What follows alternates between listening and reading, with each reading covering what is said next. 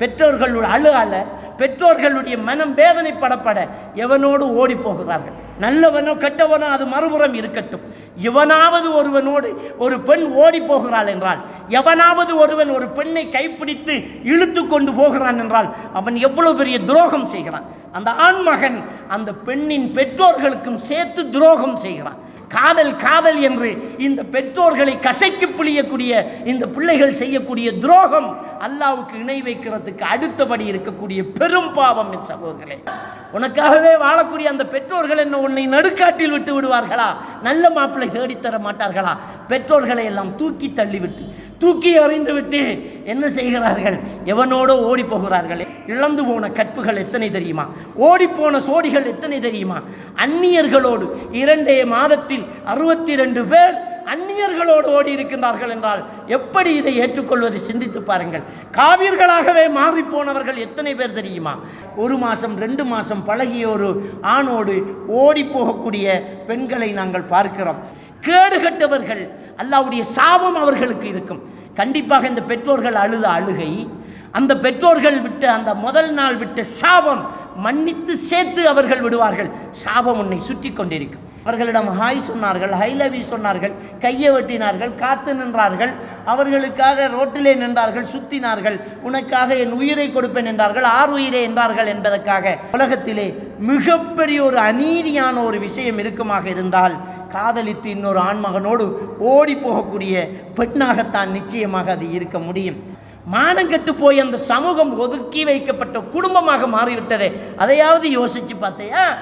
யாரை பற்றியும் சிந்திக்காத ஒரு சுயநலவாதி இந்த காதலித்து ஓடி போகக்கூடியவர்கள். அவர்கள் அல்லாஹ்வுக்கு அடுத்தபடி செய்யக்கூடிய பெரும் பாவத்தை செய்கின்றார்கள். பெற்றோர்களை நோவினை செய்கிறார்கள். உன்னை எவ்வளவு நாளாக காதலிச்சாங்க உன் பெற்றோர்கள்? ஒரே இரவில் தூக்கி எறிந்து விட்டு ஓடினாயே. அவர்கள் நன்றி கெட்டவர்களாக நடக்கிறார்கள். கருவிலே சுமந்து யார் என்று முகம் தெரியாத நேரம் நேசித்த ஒரே ஒரு உறவு எல்லோருக்கும் பப்பாட்டிகள், பாம்பாட்டிக்கும் பப்பாட்டி என்று சொல்வதை போன்று இருக்கிறது. எல்லோருக்கும் பெண் தொடர்பு. சொன்னால் நாங்கள் காதலிச்சு கல்யாணம் முடித்தோம், 10 வருஷம் காதலித்தோம். உன்னை விட இன்னொருவனோடு டச்சு வந்தால் 2ஆம் தாரமாக இன்னொருத்தியோடு தொடர்பு வைத்துக் கொள்வான். உன்னில் ஏதாவது குறையை தந்தால் காலிக்கோட்டிலே போய் நின்று விடுவான். ஆனால் நீ ஓடி போகிறாயே ஒருவன், உன்னை விட ஒரு அழகியை கண்டால் உன்னை கைவிட்டு விடுவான்.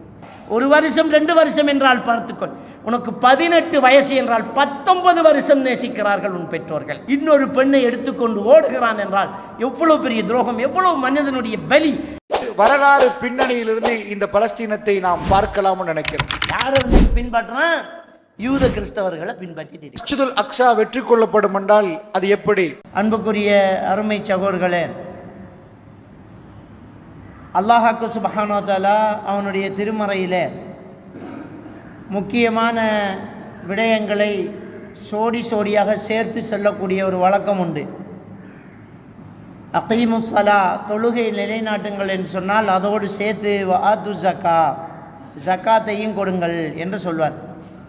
அத்தீஉல்லா, அல்லாஹ்வுக்கு கட்டுப்படுங்கள் என்று சொன்னால் வஅத்தீஉ ரசூலுல்லாஹி ஸல்லல்லாஹு அலைஹி வஸல்லம் அவர்களுக்கு கட்டுப்படுங்கள் அப்படி என்று சொல்லுவான்.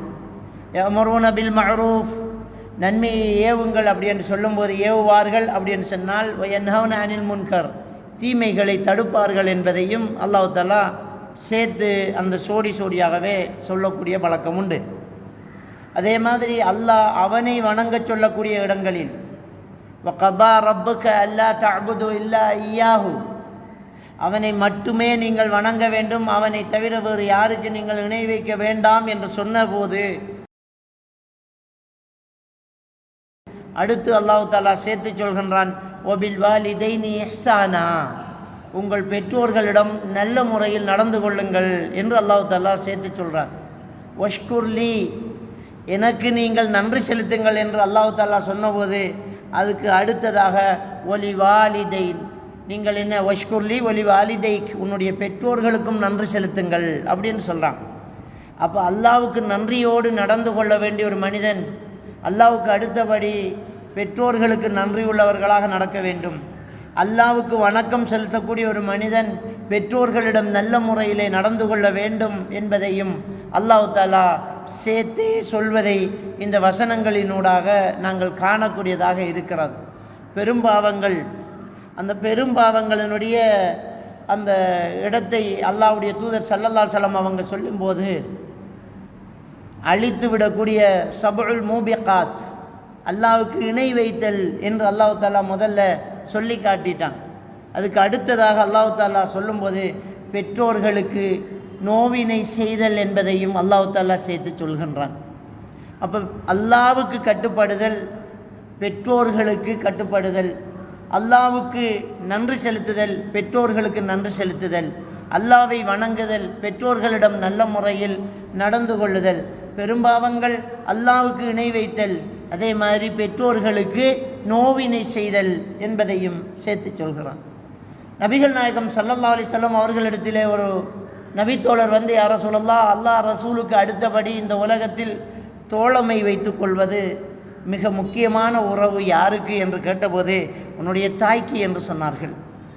அடுத்து யாருக்கு யா ரசூலல்லாஹ் என்று கேட்டபோது, உன் தாய்க்கு என்றார்கள். அதுக்கு அடுத்தது யாருக்கு என்று கேட்டபோது, உன் தாய்க்கு. அதுக்கு அடுத்தது யார் என்று கேட்டபோது, உன் தகப்பனுக்கு என்று சொன்னார்கள். ஆக இந்த உலகத்தில் பிறந்திருக்கக்கூடிய நாம் மிக மிக நன்றி கடன் பட்டிருக்கிறோம். நம்மை ஒன்றுமில்லாமல் இருந்து படைத்து, நம்மை திசுவாக்கி உடல் உறுப்புகளை தீர்மானித்து இந்த உலகத்தில் மனிதனாக பிறக்க வைத்து, நமக்கு ஈமான் இஸ்லாத்தை தந்து இந்த உலகத்தில் வாழ்வழித்து வளங்களை எல்லாம் நமக்கு அள்ளித்தந்த அந்த அல்லாஹ்வுக்கு நாம் நன்றி செலுத்துவோம். அல்லாஹ்வுக்கு இணை வைக்கக்கூடாது, அல்லாஹ்விடம் நன்றி உள்ளவனாக இருக்க வேண்டும். அடுத்து அல்லாஹ் படைத்தாலும் அதை கருவிலே வைத்து நமக்காக சிரமப்பட்டு, நமக்காக வலி பொறுத்து, நமக்காக உழைத்து வியர்வை சிந்து, நமக்காக சிந்தித்து நித்திரை முழித்து, நமக்காகவே கஷ்டப்பட்டு நம்மை பெற்று வாழ வலித்து நாம் நல்லாரிக்க வேண்டும் என்று வாழ்த்தி, நாம் உழைத்ததையெல்லாம் நமக்கே தந்துவிட்டு, அவர்கள் சேர்த்து வைத்த சொத்துக்களை எல்லாம் நமக்கே வாரிசுகளாக அதை விட்டுவிட்டு நாம் நல்லா இருக்கிறோம் என்கிற மன திருப்தியோடு மறைந்துவிட ஆசைப்படுகிறார்களே, அந்த பெற்றோர்களுக்கு நாம் அடுத்து கண்ணியம் கொடுக்க வேண்டும். சூரத்து லுக்மான் என்கிற அந்த அத்தியாயத்திலே, உங்களுடைய பெற்றோர்கள் அல்லாஹ்வுக்கு இணை வைக்கக்கூடியவர்களாக இருந்தாலும், அல்லாஹ்வுக்கு இணை வைக்கக்கூடிய விஷயத்தில் உங்களை ஏவினால் கட்டுப்பட வேண்டாம், மற்றும்படி அவர்களிடம் நல்ல முறையில் நடந்து கொள்ளுங்கள் என்று அல்லாஹ்வுக்கு சுப்ஹானஹு வ தஆலா சொல்லி காட்டுகிறான். அல்லாஹ்வுக்கு இணை வைத்தல் மிகப்பெரிய பாவம். உன்னுடைய பெற்றோர் அல்லாஹ்வுக்கு எனக்கு இணை வைத்தால் நான் அவனை பார்த்துக்கொள்கிறேன், உன்னை பெற்றெடுத்த தாயும் தந்தையும் நல்ல முறையில் நடந்து கொள் என்றுதான் அல்லாஹ்வுக்கு சுப்ஹானஹு வ தஆலா நமக்கு சொல்லி காட்டுகிறான்.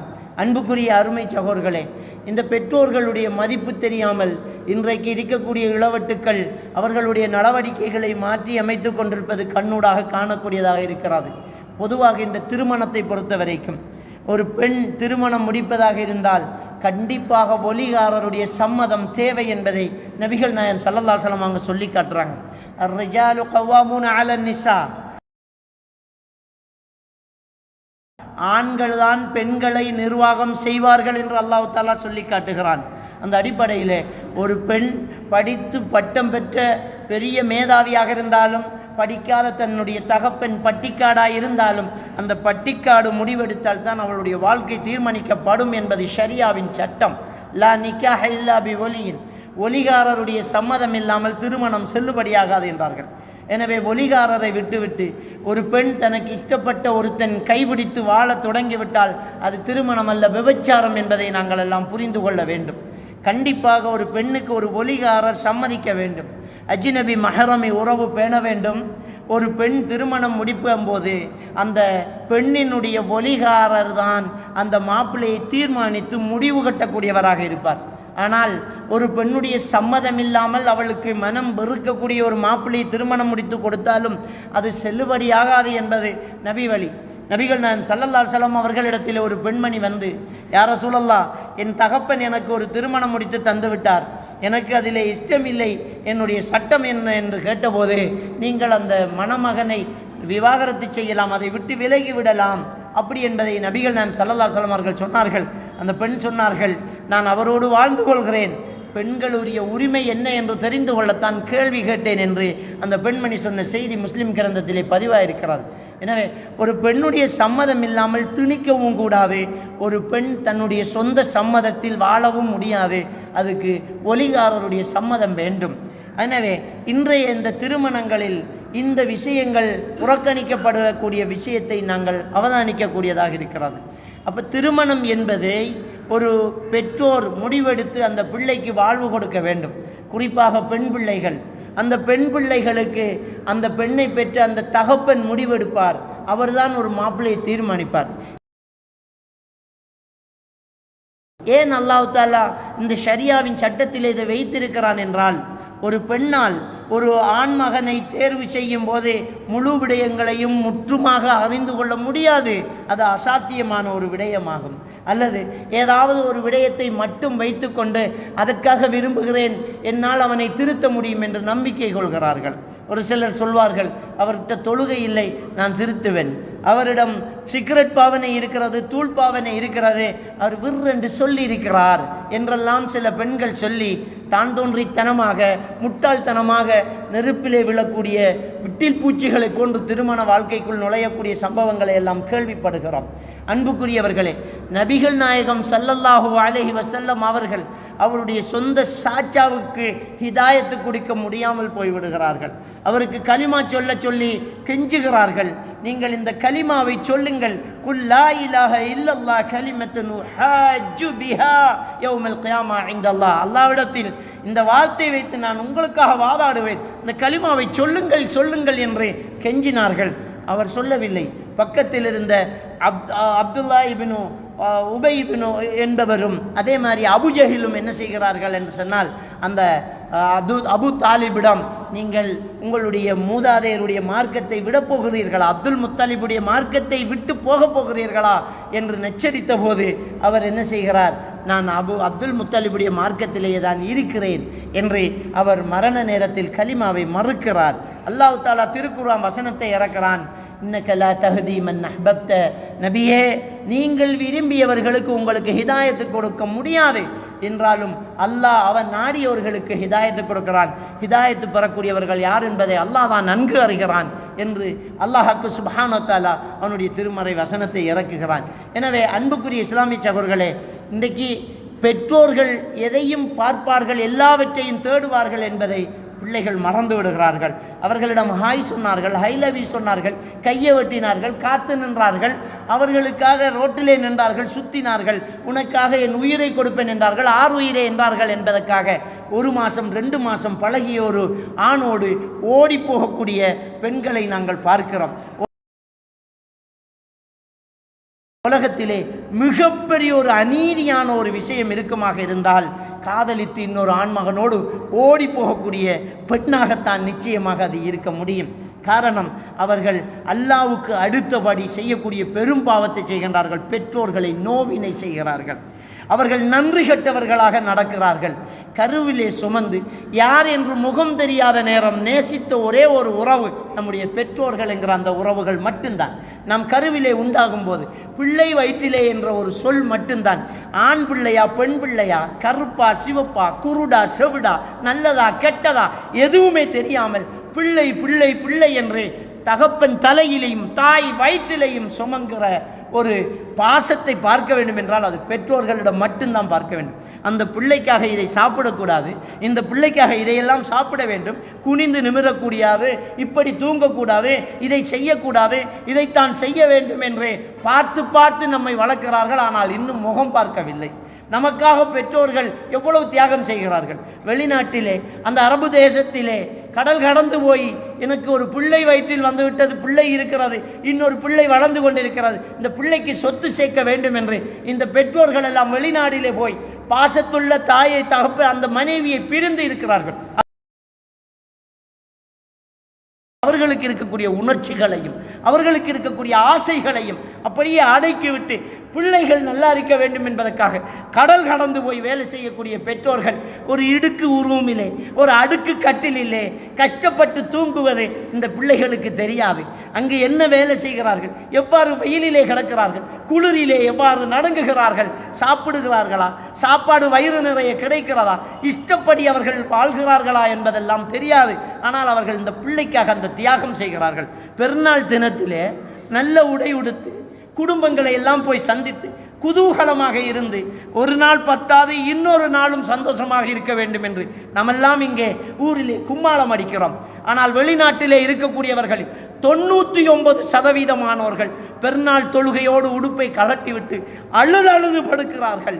யாரோடு பேச, எந்த உறவை சந்திக்க, எங்கே போய் சமைத்து சாப்பிட, யாரோடு நிற்க, எந்த தெருவில் நிற்க, எந்த உறவை பார்க்க, எதுவுமே இல்லை. அந்த அறை தான். அந்த ரூமிலே போய் குப்புற விழுந்தால் அன்று முழுக்க அழுதே அவர்களுடைய காலங்களை கழிக்கிறார்கள். எதற்காக? இந்த பிள்ளைகள் நல்லா இருக்க வேண்டும் என்பதற்காக அந்த பெற்றோர்கள் அங்கு கஷ்டப்படுகிறார்கள். தாய்மார்கள் இந்த பிள்ளைகள் நல்லா வளர வேண்டும், ரோட்டிலே நிற்க வேண்டாம், சோல் கீழே விழுந்துடக்கூடாது, இடுப்பு தெரிய உடுக்கக்கூடாது, வெளியிலே ஆண்கள் நடமாட்டம் பார்த்து நடக்க வேண்டும் என்று பக்குவமாக இந்த பிள்ளைகளை வளர்த்து தாய் தன்னுடைய புருஷனை இழந்த வலியை மறந்து பிள்ளைக்காக தன்னை அர்ப்பணம் செய்கிறார். இப்படியெல்லாம் இங்கே இருக்கக்கூடிய பெற்றோர்கள் என்ன சாதாரணமாக நிற்கிறார்களா? இந்த பிள்ளைக்காகத்தானே ஓடுகிறார்கள், வேலை செய்கிறார்கள். தூங்க முடிகிறதா? சாப்பிட்டு விட்டு பகலெல்லாம் தூங்க ஆசை இருக்காதா? ஆனால் ஓட வேண்டும் வேலைக்கு, இந்த பிள்ளைகளுக்கு சேர்க்க வேண்டும், அடுத்த மாதம் சீட்டு கட்ட வேண்டும், வளவு துண்டு வாங்க வேண்டும், காணி ஒன்று எடுக்க வேண்டும், கல்லிலோடு பறிக்க வேண்டும் என்று ஓடி தெரியக்கூடிய பெற்றோர்களுடைய வலி எந்த பிள்ளைகளுக்கு தெரிகிறது? சாதாரணமாக காதலித்து விடுகிறார்கள். இன்றைக்கு இந்த கலாச்சாரம் அதிகமாக இருக்கிறது. சென்ற கோவிட்-19 பாழாப்போன ஜூம் கிளாஸை ஆரம்பித்து விட்டார்கள் கல்வியாளர்கள் என்று சொல்லக்கூடிய முட்டாள்தனமானவர்கள் என்றுதான் நான் தெளிவாக சொல்வேன். இந்த ஜூம் கிளாஸ் ஆரம்பித்ததுக்கு பிறகு இழந்து போன கற்புகள் எத்தனை தெரியுமா? ஓடிப்போன சோடிகள் எத்தனை தெரியுமா? அந்நியர்களோடு 2 மாதத்தில் 62 பேர் அந்நியர்களோடு ஓடி இருக்கின்றார்கள் என்றால் எப்படி இதை ஏற்றுக்கொள்வது? சிந்தித்து பாருங்கள். காவியர்களாகவே மாறிப்போனவர்கள் எத்தனை பேர் தெரியுமா? காதல் என்று இந்த பெற்றோர்களை கசைக்கு புளியக்கூடிய இந்த பிள்ளைகள் செய்யக்கூடிய துரோகம் அல்லாவுக்கு இணை வைக்கிறதுக்கு அடுத்தபடி இருக்கக்கூடிய பெரும் பாவம். என் சகோதரர்களே, நன்றி கட்ட தனம் என்று ஒன்று இருந்தால் அது இந்த காதலித்து ஓடி போகக்கூடிய இந்த செயலாகத்தான் இருக்கும். சகோதரர்களே, கண்டிப்பாக அல்லாஹ் சோதிப்பான்.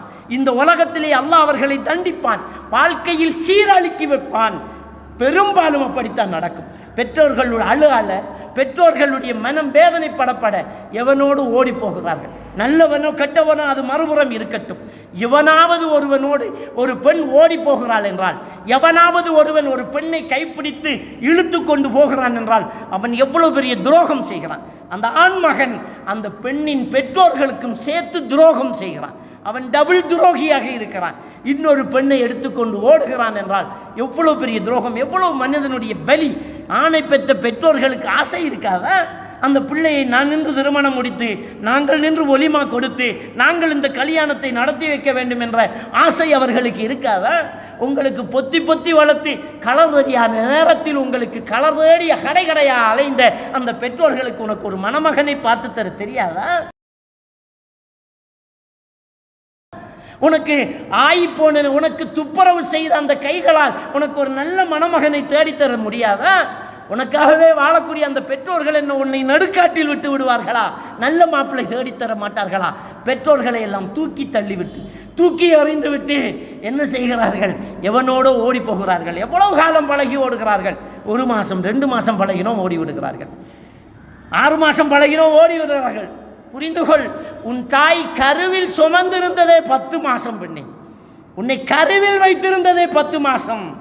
அதைவிட குறைவான காலம் நேசித்து விட்டு நீ ஓட பார்க்கிறாய். 1 வருஷம் 2 வருஷம் என்றால் பார்த்துக்கொள். உனக்கு 18 வயசு என்றால் 19 வருஷம் நேசிக்கிறார்கள் உன் பெற்றோர்கள். வயிற்றில் 1 வருஷம் உன்னை நேசிக்க தொடங்கினார்கள். இவ்வளவு நேசித்து உன்னை அள்ளி வளர்த்த அந்த பெற்றோர்கள் நீ எப்படி பிறந்தாலும் ஏற்றிருப்பார்கள். நீ கண்டறியாதவனாக பிறந்தாலும், கால்கை ஊனமுட்டவனாக பிறந்தாலும், மூளை வளர்ச்சியற்றவராக பிறந்திருந்தாலும், அசிங்கமாக பிறந்தாலும், அரைகுறை அறிவோடு பிறந்திருந்தாலும் உன்னை பொத்தி வளர்த்து உனக்காக தன் வாழ்க்கையை அர்ப்பணம் செய்வார்கள் உன் பெற்றோர்கள். ஆனால் நீ ஓடி போகிறாய ஒருவன் உன்னை விட ஒரு அழகியை கண்டால் உன்னை கைவிட்டு விடுவார். உன்னில் ஏதாவது குறையை தந்தால் காலிக்கோட்டிலே போய் நின்று விடுவார். உன்னை விட இன்னொருவனோடு டச்சு வந்தால் 2ஆம் தாரமாக இன்னொருத்தியோடு தொடர் வைத்துக் கொள்வார். எல்லோருக்கும் பப்பாட்டிகள், பாம்பாட்டிக்கும் பப்பாட்டி என்று சொல்வதை போன்று இருக்கிறது. எல்லோருக்கும் பெண் தொடர்பு. சொன்னால் நாங்கள் காதலிச்சு கல்யாணம் முடித்தோம், 10 வருஷம் காதலிச்சோம், 2 வருஷம் காதலிச்சோம், இப்போ எனக்கு அநியாயம் பண்ணிட்டேன் நீ சொல்றியே, இது அல்லாஹ் உனக்கு தர்ற தண்டனை. உன்னை எவ்வளவு நாளாக காதலிச்சாங்க உன் பெற்றோர்கள்? ஒரே இரவில் தூக்கி எறிந்து விட்டு ஓடினாயே. இந்த சமுதாயத்தில் தலை நிமிர்ந்து நடக்க முடியாமல் தலை குனிகிற உன் பெற்றோரை நினைத்து பார்த்தாயா? உன் குடும்பத்துக்குள் நுழைய முடியாமல் கட்டுப்பட்ட உன் தாயின் நிலைமை கொஞ்சம் சிந்திச்சு பார்த்தாயா? உன்னுடைய இந்த அசம்பந்த போக்கால், உன்னுடைய இந்த கேடுகட்ட செயலால் உன் சகோதரிகளுக்கு மாப்பிள்ளை எடுக்க முடியாது, அதை கொஞ்சம் பார்த்தையா?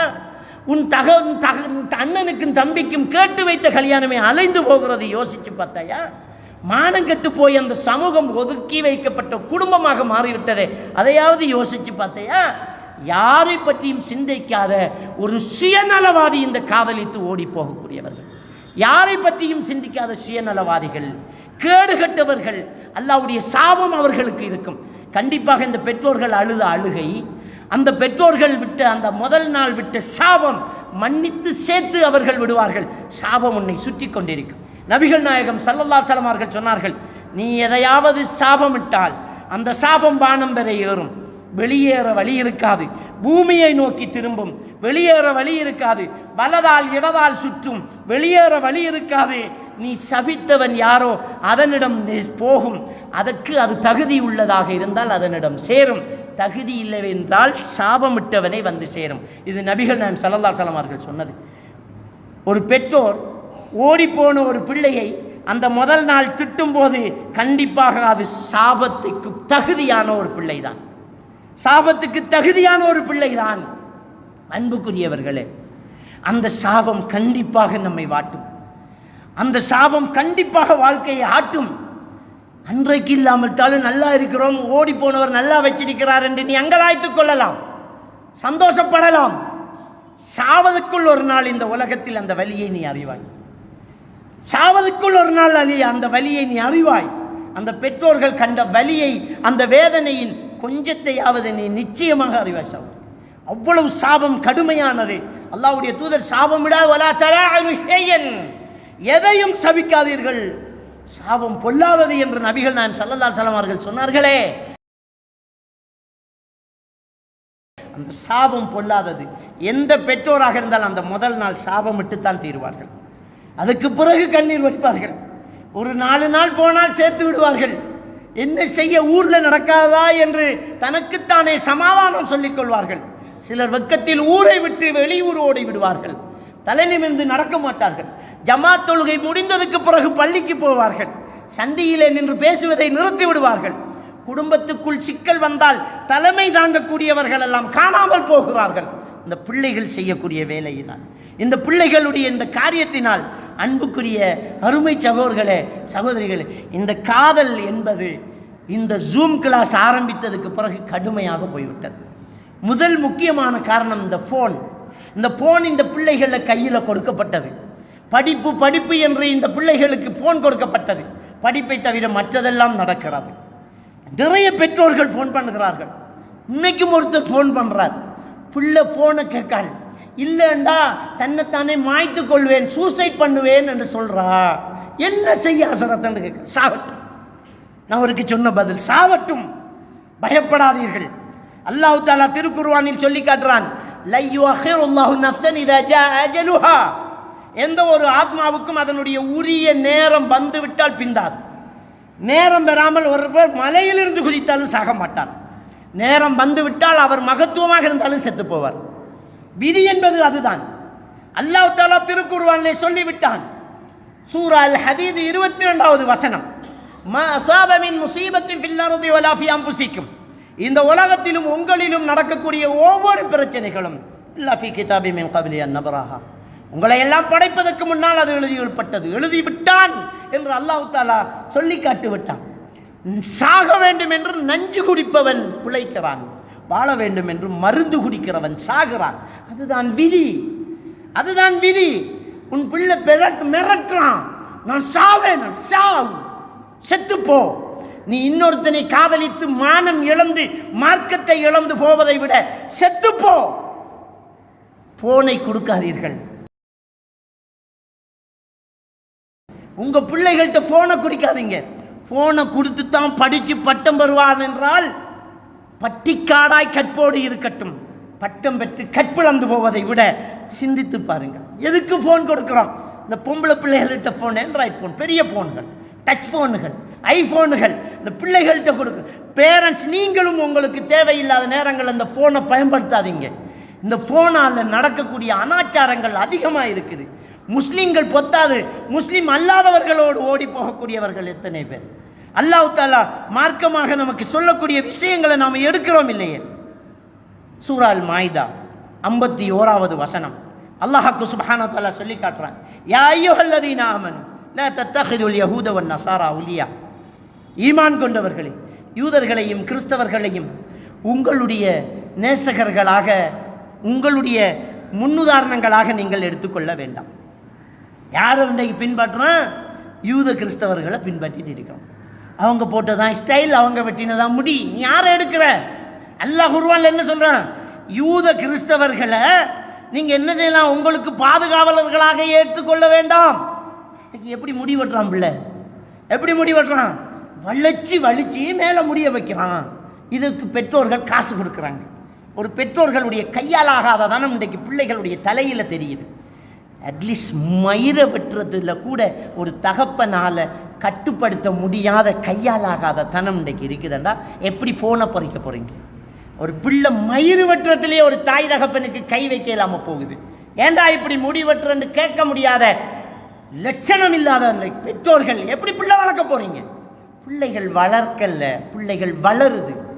பிள்ளைகள் பெற்றோர்களை வளர்க்குறாங்க, பெற்றோர்கள் பிள்ளைகளை வளர்க்கல. ஆவுண்டா 119 பயம் காட்டி வச்சுக்கிறான். ஆவுண்டா சட்டம் போட்டு நம்ம கலாச்சாரத்தை சொல்றது நம்முடைய கடமையா இல்லையா? நம்முடைய நாட்டினுடைய ஜனநாயக சட்டமே நம்முடைய மதத்தை பின்பற்றுவதற்கு, நம்முடைய பிள்ளைகளுக்கு வழிகாட்டுறது தானே. நம்ம பிள்ளைகள் நம்முடைய கலாச்சாரத்தை பின்பற்றதுக்கு நாம் சொல்லிக் கொடுக்கணுமே. நீங்கள் சின்ன பிள்ளைய தூக்கி வச்சு 1 வயசு பிள்ளைக்கு கெப்கட்டு வெட்டுங்கன்னு சொன்னால் அவன் 9 வயசாகி 10 வயசாகி 19 வயசாகும்போது தடுக்க முடியுமா? சின்ன வயசுலேயே மார்க்கத்தை சொன்னீங்களா? சின்ன வயசுலேயே இஸ்லாத்தை சொன்னீங்களா? மயிறு வெட்டுறதுலேயே நமக்கு தலையிட முடியாமல் போகுது. அப்புறம் எப்படி நம்ம ஃபோனை பறிக்கிறது? அல்லாஹ் தஆலா சொல்கிறான், யூத கிறிஸ்தவர்களை உங்கள் பொறுப்புதாரிகளாக இருக்க வேண்டாம். பாதுஹும் அவுலியா பாத். உங்களை எதிர்க்கிற விஷயத்தில் அவர்களுக்குள் எதிரிகளாக இருந்தாலும் சமாதானமாகிக் கொள்வார்கள். நம்மளை எதிர்க்கிறதுக்கு அவன் 2 பேரும் கையை கோத்துக்குவான். ஒமையத்தவல்லஹும் மின்கும் ஃபஇன்னஹும் மின்ஹும். அவர்களை உங்களில் யாராவது பின்பற்றினால் கண்டிப்பாக அவன்களை சார்ந்தவர்கள்தான். இன்னல்லாஹ லா யஹ்தி கௌமல் ஸாலிம்.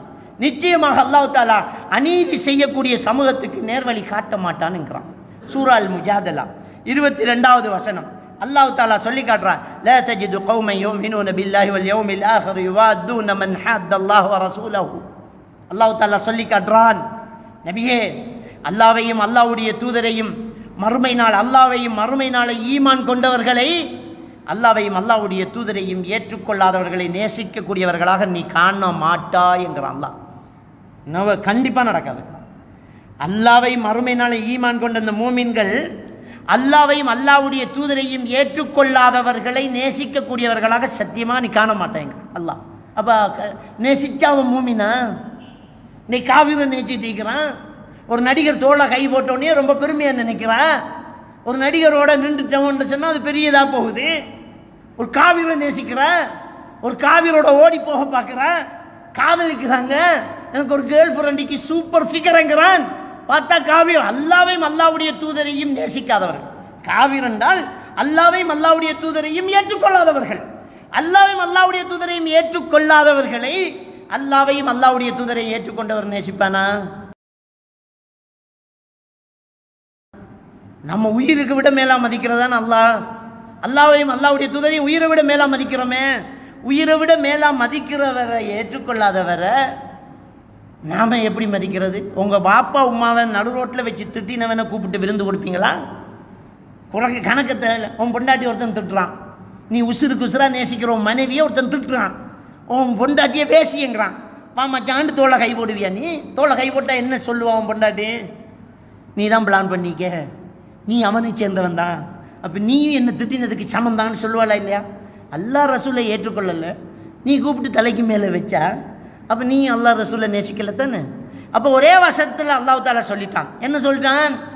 நபியே, அல்லாஹ்வை மறுமை நாளை ஈமான் கொண்டவர்களை, அல்லாஹ்வையும் அல்லாஹ்வுடைய தூதரையும் வெறுக்கக்கூடியவர்களை நேசிக்கக்கூடியவர்களாக நீங்கள் பெற்றுக்கொள்ள மாட்டீர்கள்.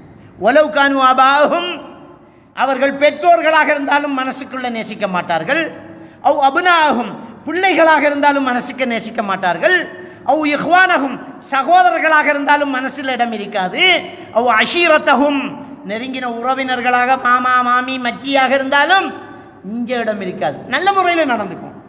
அல்லாஹ்வையும் அல்லாஹ்வுடைய தூதரை ஏற்றுக்கொள்ளாதவர்களுக்கு ஆபத்துக்கு உதவும், ஏமாற்ற மாட்டோம், பொய் சொல்ல மாட்டோம், புராடு பண்ண மாட்டோம், உதவி கேட்டால் உதவி கொடுப்போம். செஞ்சோமா இல்லையா? சுனாமியில் அந்நிய ஜாதிகளுடைய ஜனாசாக்களை போய் எடுத்து அடக்கம் பண்ணினோம். வெள்ளப்பிரளயம் வந்தால் முதலே நம்ம கொண்டு போய் சமைச்சு கொடுத்தோம். அனர்த்தம் வந்தால் நம்மளே ஓடிப்போய் உதவி செஞ்சோம், கை கொடுத்தோம். மனிதன் என்ற அடிப்படையில் உதவி செய்வோம். மனசுக்குள்ளே தூக்கி வைக்கிறதுக்கு அல்லாஹ்வை நேசிக்கணும். அவர் அல்லாஹ்வுடைய தூதரை நேசிக்கணும். அதுதான் ஈமான். அப்படிங்கிற விஷயத்தை சூரா அல் முஜாதலா 22வது வசனத்தில் சொல்கிறான். சூரத்துல் பக்ரா 220வது வசனத்தை எடுத்து பாருங்க. ولا تنكحوا المشركات حتى يؤمن ولا أمة مؤمنة خير من مشركة ولو أعجبتكم. அல்லாஹ் தஆலா சொல்றான், முஷ்ரிக்கான பெண்களை திருமணம் முடிக்க வேண்டாம். அல்லாஹ்வுக்கு இணை வைக்கக்கூடிய பெண்களை நீங்கள் திருமணம் முடிக்க வேண்டாம். அவங்க ஈமான் கொள்ளாத வரையில் முஷ்ரிக்கான பெண்களை திருமணம் முடிக்க வேண்டாம். ஈமான் கொண்டாது வேற விஷயம். ஈமான் கொள்ளாமல் நீங்கள் முடிக்க வேண்டாம். சிலர் முடித்து களிமா சொல்லி கொடுக்குறேன். களிமா சொல்லி அவள் இஸ்லாத்துக்கு வந்துட்டா கல்யாணம் முடி. சிலர் சொல்லுவாங்க, நான் விரும்புகிறோம் அவர் இஸ்லாத்துக்கு வாரண்டுட்டார், வரட்டும், வாழ்ந்து காட்டட்டும், அதுக்கு புறவு முடி. அப்போ அவர் ஈமான் கொண்டதுக்கு அப்புறம் தான் கல்யாணம் முடிக்கலாம், இல்லாமல் முடிக்க வேண்டாம். அவளை விட ஒரு மூமினான அடிமை உனக்கு சிறந்தவள். அவள் ஒலவ் அஜபத்கும், உன்னை ஆச்சரியப்படுத்தும் அழகு தேவதையாக இருந்தாலும் சரி, உன்னை ரொம்ப பிரமிக்க வைக்கக்கூடிய ஒரு அழகான ஒரு ஆளாக இருந்தாலும், அந்தஸ்து கூடின ஆளாக இருந்தாலும், அவளை விட ஒரு அடிமை மூமின் சிறந்தது உனக்கு. தொடர்ந்து அல்லாஹ் தஆலா சொல்றான், வலா துன்கிஹுல் முஷ்ரிகீன், பெண்களே முஷ்ரிக்கான அல்லாஹ்வுக்கு இணை வைக்கக்கூடிய ஆண்களை நீங்கள் திருமணம் முடிக்க வேண்டாம். வலா அப்து முஃமினுன் கைரும் மின் முஷ்ரிக், அதை விட ஒரு மூமினான அடிமை உங்களுக்கு சிறந்தது. வலவ் அஅஜபக்கும், உங்களை ஆச்சரியப்படுத்தும் அழகர்களாக அவர்கள் இருந்தாலும் சரி, உங்களை பிரமிக்க வைக்கக்கூடிய அளவுக்கு அவங்க இருந்தாலும் சரி, முடியாது, கல்யாணம் முடிக்கக்கூடாதுங்கிறான். அப்போ இதெல்லாம் எங்கே பார்க்கப்படுது? யாரோட ஓடி போகிறா இவ? அப்போ அந்நியர்களோடு ஓடி போகிறா, அந்நியர்களை லவ் பண்ணுறாங்கிறான், ஃபேஸ்புக்கு ஃப்ரெண்டான், வாட்ஸ்அப்பு ஃப்ரெண்டான்.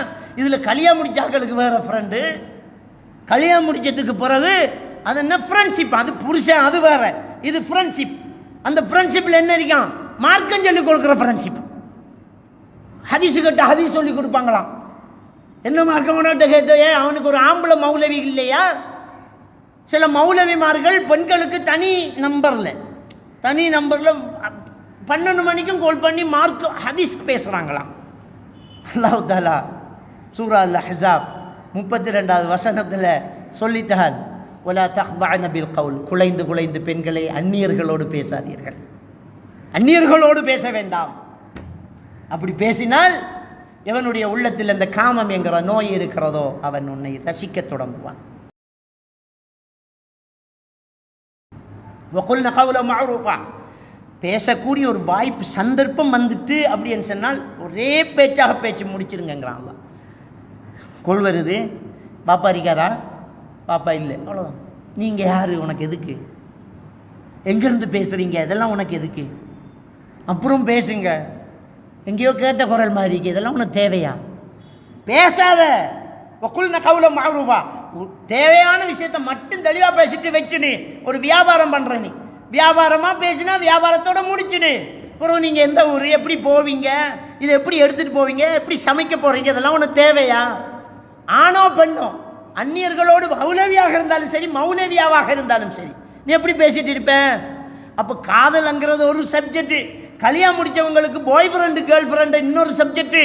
இதெல்லாமே இன்றைக்கு ஒரு பெரிய ஒரு சாபக்கேடாக போயிட்டு இருக்குது. மானங்கட்ட ஒரு வேலை நடந்துக்கிட்டு இருக்குது. அன்புக்குரிய இஸ்லாமிய சகோதரர்களே, இன்னைக்கு நடக்கக்கூடிய பெரிய பாவம், போதை வஸ்தை விட வேகமாக போயிட்டு இருக்கக்கூடிய ஒரு பாவம் என்னென்றால், அஜ்னபி மஹரமி உறவு பேணப்படாமல் அந்நிய ஆண்களோடு பெண்களும் அந்நிய பெண்களோடு ஆண்களும் தொடர்பு வைத்துக்கொண்டு அது முஸ்லீமாக இருந்தாலும் சரி முஸ்லீம் அல்லாதவர்களாக இருந்தாலும் சரி நீ எப்படி பேசுவ, எப்படி தொடர்பு வைப்ப, எப்படி மனசுக்குள்ளே வைப்ப, எப்படி நீ நேசிப்ப, உன் பொண்டாட்டிக்கு வச்சிருக்கிற இடத்த நீ எப்படி இன்னொருத்திக்கு வைப்ப, உன் புருஷனுக்கு வச்சிருக்கிற இடத்துல எப்படி இன்னொருத்தனை வைப்ப முடியாவே. எப்படி அந்த நேசம் பெறும்?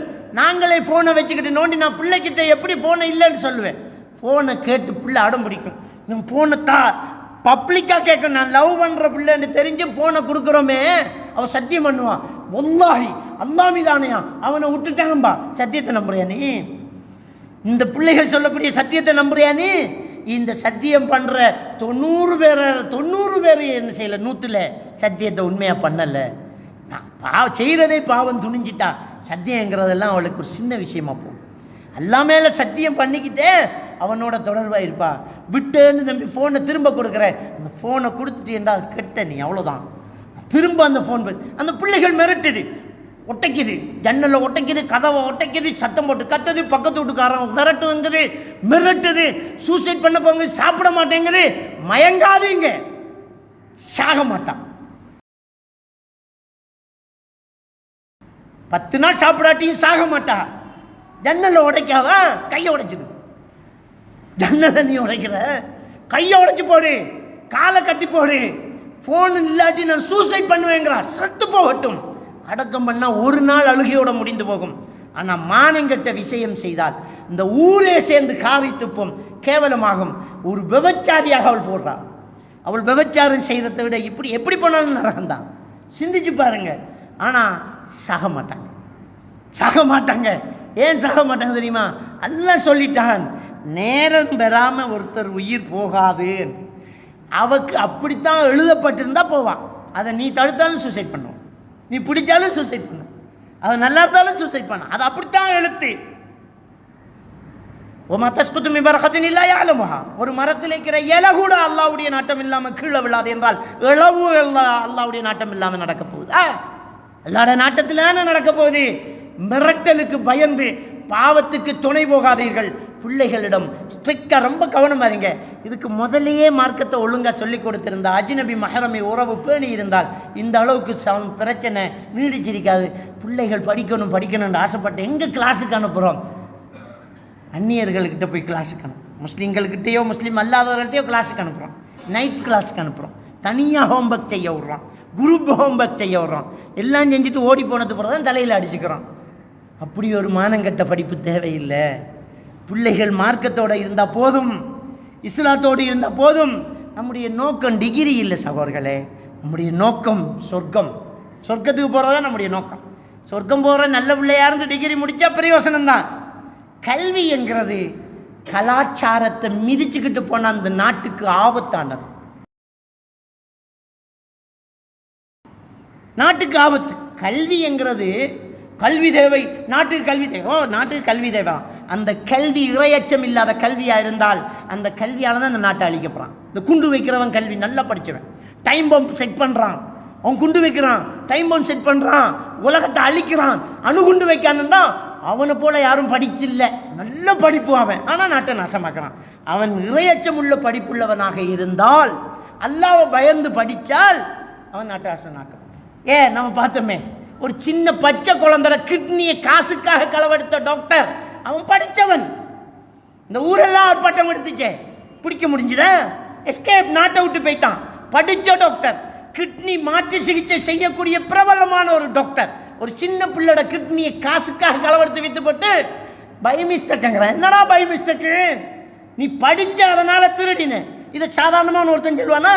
ஆல்பர்ட் ஐன்ஸ்டீன் அன்று சொன்னான், மிகப்பெரிய கல்வியாளன், the science without religion is lamp என்று தான் சொன்னான்.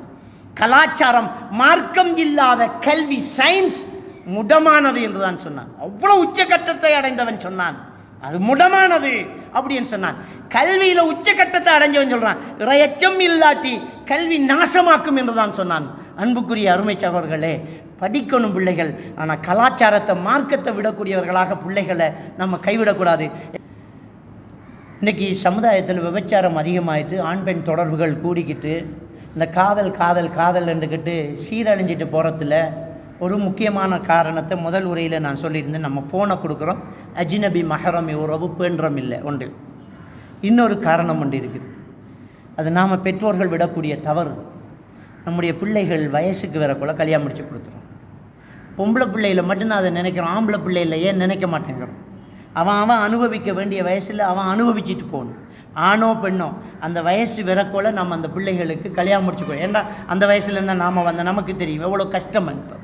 அந்த பிள்ளைகளுக்கு அந்த வயசில் கல்யாணத்தை முடித்து கொடுத்தால், கல்யாணம் இலேசானால் விபச்சாரம் நடக்காது. எங்கே திருமணம் கஷ்டமாகுதோ அங்கே விபச்சாரம் நடக்கும். சீதன கொடுமை அதிகமாகிட்டு இருந்தால் என்ன செய்வான்? கல்யாணம் முடிச்சுக்கணும், 4 தங்கச்சிக்கு வீடு கட்டணும், அவன் உழைச்சி 30 வயசாகும், அவனால் முடியாது, அதனால் தப்பு பண்ணுவான். எனவே கல்யாணத்தை சிம்பிளாக்கி ரொம்ப இலகுவாக நாம் நம்முடைய பிள்ளைகளுக்கு நல்ல அந்த வயசிலேயே திருமணத்தை முடித்து கொடுத்துட்டோம் என்றால் பாவங்கள் குறைவாகும். அடுத்தது ஆரோக்கியமான குழந்தைகள் கிடைக்கும்.